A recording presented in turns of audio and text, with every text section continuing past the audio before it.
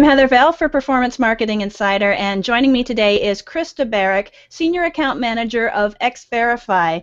Krista, thank you so much for being here with us today. Yeah, thank you for having me.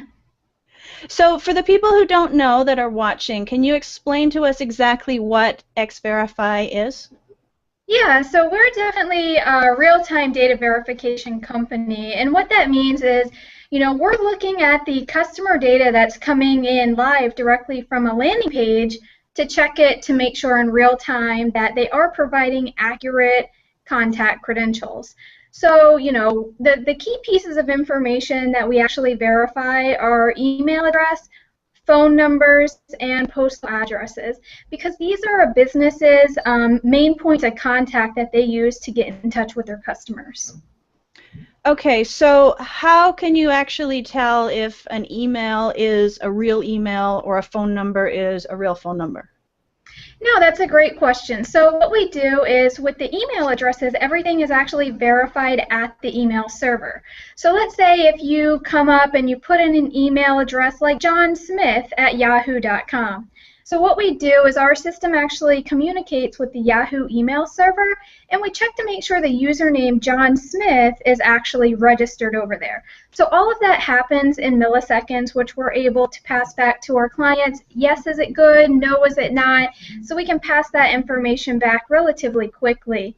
Now, with something such as a phone number, that information actually is done at a database level. We do have relationships with the major telecom companies, which we actually tap into their database to identify if that's an active or disconnected number according to them. And again, these are all very fast transactions, so we get it back to our clients. Okay, so let's say I go to a website and I type in mickeymouse@website.com, and your system says, okay, that email address doesn't exist. What do I, as the user, see? Well, it depends on how our clients configure our tools. So as the user, it would come up and prompt the user if they're implemented via our JavaScript. Our standard error message would say that this email address is invalid. So they actually get a little pop-up inside of the registration box that they're filling out, letting them know that there was something wrong with their email address. Probably, about 10% of the time, a customer might just make a genuine typo, which gives the user an opportunity to fix it because they might not have realized they entered an extra letter or number into that email address. Now, if they're giving a fictitious email address like that and it pops up that error message, it sends an alert kind of to that user that, hey, this is some serious, level of security on the page, and you actually need to provide a legitimate email address. Okay, so if it's unintentional, they can fix it. If it's intentional, they go, whoops, I just got caught. Yeah, kind of. Either way, what happens is we would be able to disable the submit or continue button, so, a garbage lead would not get inside of the website. Okay, so basically this gives the opportunity for the marketer or the website owner to gather more quality data rather than inferior data. Exactly. Okay. Let's just look at how, if someone is not implementing a system like this, if they're not checking basically whether their leads are legitimate or not, if they're just gathering information on a website, gathering leads, and ending up with a database that is full of, not quality leads, how does that affect a company's ROI? Okay, so first let's take a look at it in this perspective. Let's say that a company is getting in email addresses from all different types of affiliates, and they're not checking the quality of the data that's coming in. They immediately just push it into their database and initially start sending out a welcome mail. Even if that company is, trying to perform best mailing practices and doing a double opt-in on that welcome mail, they're going to see a significant amount of hard bounces. And, in today's industry, all the ESPs are really cracking down. They're trying to make sure that hard bounces are a minimum because it affects that ESP's reputation. So, if a company is getting too many hard bounces, it's going to completely, the ESP could just completely shut them out. And I've seen that happen to numerous amount of people before they even come on board to use us over here at XVerify. That's the hardship that they've faced. So it's kind of like prevention is better than cure. You kind of want to take, an advanced look at your data quality. You want to see who it's coming in from. Make sure you're not getting garbage in there, because let's say if your email is, your primary method of communication with your customer, and then all of a sudden you're kicked off your platform, you have to scramble to try to find a new platform to go to, and that's going to result in a lot of downtime. Okay, so this is good for both the company owner and for the email service providers, because both of those parties want to have quality, real data and not a bunch of garbage. Exactly, yes. And we do have a lot of other ESPs out there that make recommendations, oh, hey, go and get your data clean. Here's a good cleaning company to use before you even think about bringing that data back here. So it works hand in hand. Okay, so as we mentioned, sometimes this can be unintentional, sometimes it can be a typo, sometimes it can be something that the user will just, oh, oops, and then fix it.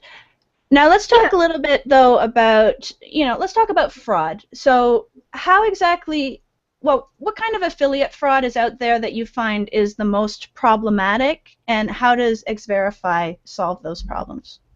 No, that's so with affiliate fraud, you never know what an affiliate, that you're working with, you never know what kind of quality data they're going to start passing you.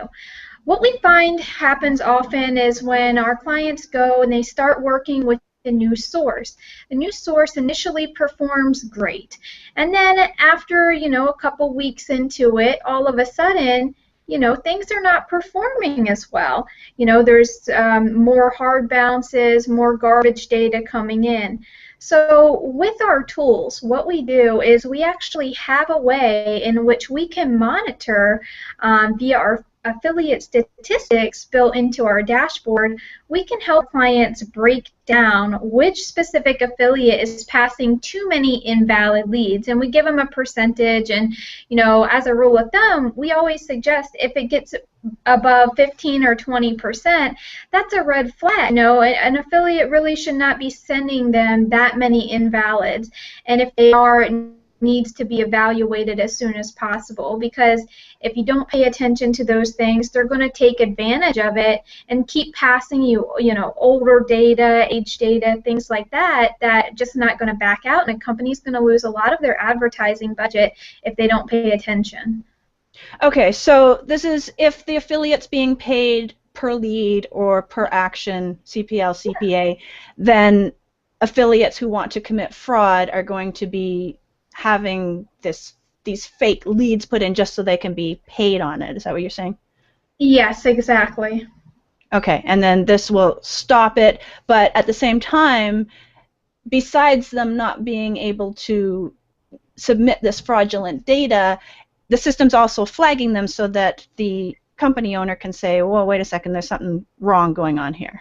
And then exactly. That's exactly my point here, because if you see a big influx of invalid data, it's going to make our clients question, well, now what about the valid data? How is that really performing? Because at XVerify, we're just identifying if the email address is registered at the server, and if it is, we're considering it, okay, it's a passable email address. But maybe now that fraudster, that affiliate, maybe he just, registered a bunch of accounts which are registered and active, but maybe no users actually tied to that account. So the company's not going to get any engagement on some of those valid leads if it's a shady affiliate. So, we kind of want to be able to give them a little red flag indicator up front so that they can more closely monitor the other portion of the data that's coming in from that affiliate to identify, do they really want to continue working with that specific affiliate, or do they want to cut ties with them and work with somebody more reputable? Right, yeah. Now, in theory, though, if someone was only using email addresses that actually were created, whether active or not active, would your system be able to verify that? Like, it sounds like as long as the email exists, the system will say, yeah, it's okay. Yeah, so let me tell you a little bit about that. Basically, our calls to the email server allows us to know if the email account is registered or it's not registered there. But with the major ESPs that are out there, let's say a user has a Yahoo account, but that user hasn't logged into the Yahoo account in somewhere between 3 and 6 months. Yahoo actually keeps the account registered, but they actually mark it as invalid. So if we were to do our check, if a user hasn't logged in several months, then it would report back to us as invalid. So we would just mark it as invalid.